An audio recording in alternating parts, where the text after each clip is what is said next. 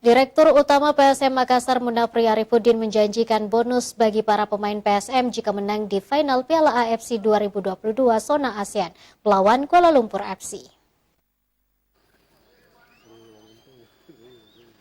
PSM Makassar akan melakoni laga penting di ajang internasional melawan wakil Malaysia Kuala Lumpur FC.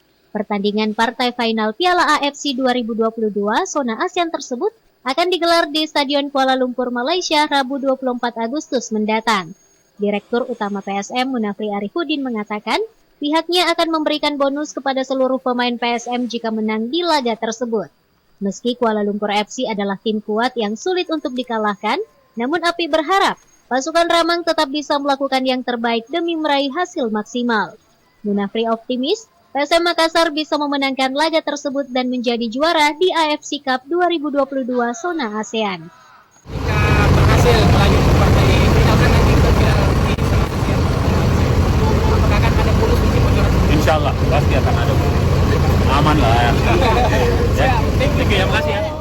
Sebelumnya, PSM merupakan satu-satunya wakil Indonesia yang bisa menembus hingga final Zona ASEAN Piala AFC. Peluang untuk membuat prestasi tersebut lebih baik terbuka lebar. Wahyu Saputra, Slebes TV.